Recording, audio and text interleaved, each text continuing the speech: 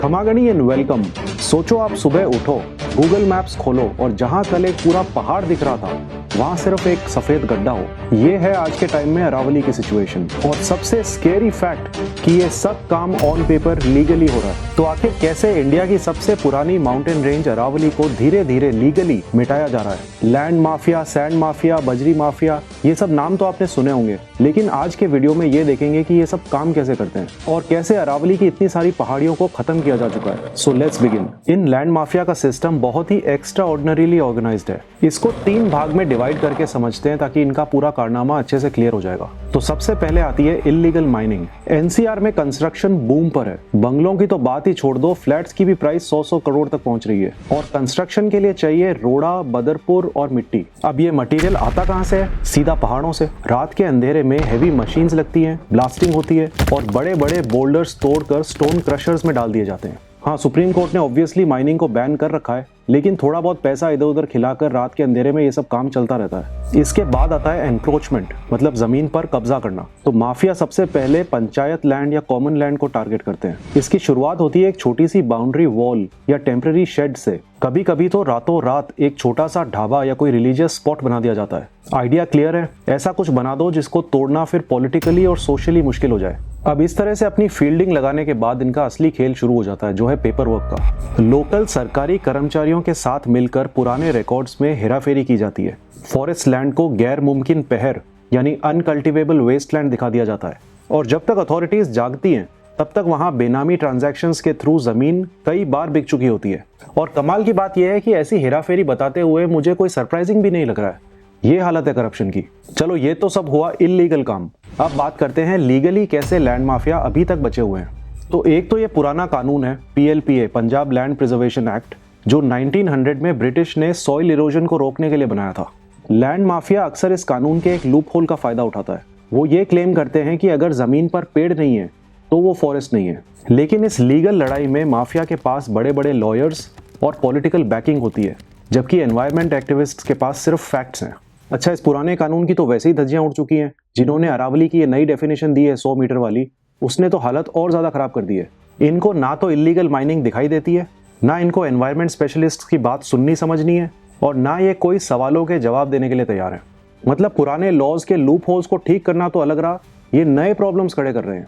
अब इस नए कानून की वजह से माफिया के लिए सबसे बड़ा फायदा यह है कि इस डेफिनेशन से हजारों पहाड़ियों को वो लीगली खत्म कर सकते हैं। यहाँ मैं राजस्थान की 90% से ज्यादा पहाड़ियों की बात कर रहा हूँ, क्योंकि जो पहाड़ियाँ 100 मीटर से कम हैं और उस 500 मीटर के दायरे में नहीं है, वो तो अब लीगली अरावली है ही नहीं। तो जब कोई उन पहाड़ियों को तोड़ रहा है, वो लीगली अब अरावली को थोड़ी ना तोड़ रहा है। अच्छा, ये काम सिर्फ फाइल्स तक लिमिटेड नहीं है, इसमें खून खराबा भी शामिल है।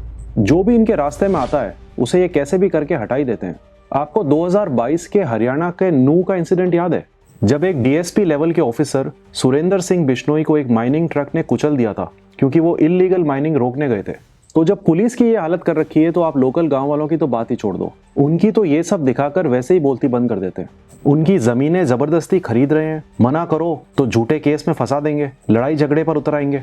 इनफैक्ट नूह में माफिया ने हिडन आर्टरीज यानी कच्ची सड़कें बनाई हैं ताकि माइनिंग ट्रक्स चेक पॉइंट्स को बाईपास करते हुए सीधा दिल्ली मुंबई एक्सप्रेसवे से जुड़ सके।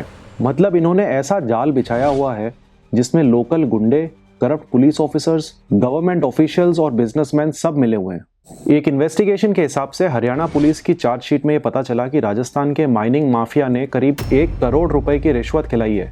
अब ये रोड जो नूह के फिरोजपुर में बनी हुई है, वो एक मेन एक्सेस पॉइंट है जहां से माफिया हरियाणा में एंटर करते हैं और बिना किसी रोक टोक के इल्लीगली माइन किए हुए पत्थरों के साथ वहां से निकल भी जाते हैं। इस चार्जशीट में डायरेक्टली SDM ऑफिस पर उंगली उठाई गई है, जिसमें उन्होंने 40 लाख की रिश्वत की डिमांड की थी इस इल्लीगल रूट को एक्सेस करने देने के लिए।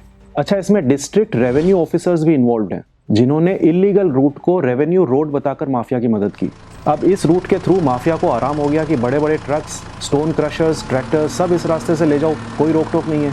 ना कोई एनवायरमेंटल क्लियरेंस की जरूरत, ना लैंड यूज परमिशंस और ना ही माइनिंग अप्रूवल्स। इस चार्जशीट में 112 प्रोसिक्यूशन विटनेसेस हैं, इंक्लूडिंग गांव वाले, गवर्नमेंट ऑफिशियल्स, कॉन्ट्रैक्टर्स वगैरह। एविडेंस में witness testimonies, call records, site inspections, satellite imagery, photographs और ऑफिशियल डॉक्यूमेंट्स हैं। अच्छा, रेवेन्यू और लोकल एडमिनिस्ट्रेटिव ऑफिशियल्स ने इसमें जानबूझकर इंस्पेक्शंस को डिले किया, रिपोर्ट्स की हेराफेरी की और कोई सीरियस एक्शन नहीं लिया। जबकि सारा इलीगल काम उनकी आंखों के सामने हो रहा था। और इस सब का रिजल्ट तो हमारे सामने है ही। पिछले 30 से 40 सालों में अरावलीज की कितनी ही पहाड़ियां पूरी तरह से गायब हो चुकी हैं। इलीगल माइनिंग की वजह से अरावली रेंज में ऑलरेडी 12 गैप्स आ चुके हैं, जिनके थ्रू थार डेजर्ट की मिट्टी दिल्ली एनसीआर तक पहुंच रही है। इस सब से जो वाइल्ड लाइफ पर असर पड़ रहा है वो अलग। खुद ही सोचो, गुड़गांव के रेजिडेंशियल एरियाज में लेपर्ड्स की इतनी साइटिंग क्यों बढ़ रही है? क्योंकि उनका घर तो ये ऊंची ऊंची बिल्डिंग्स बनाने के लिए तोड़ दिया है, तो वो आखिर जाएंगे कहाँ? ऊपर से वाटर टेबल गिर चुका है, वो अलग। गुड़गांव आज एक वाटर स्ट्रेस सिटी बन चुका है, क्योंकि अरावलीज के नेचुरल रिचार्ज जोन्स पर तो इन्होंने कंक्रीट के जंगल खड़े कर दिए हैं। इन सब प्रॉब्लम्स के बीच जब सुप्रीम कोर्ट ने अरावलीज की नई डेफिनेशन दी है 100 मीटर वाली, उसके बाद ये कोई कैसे मान ले कि ये प्रॉब्लम 100 गुना और नहीं बढ़ जाएगी?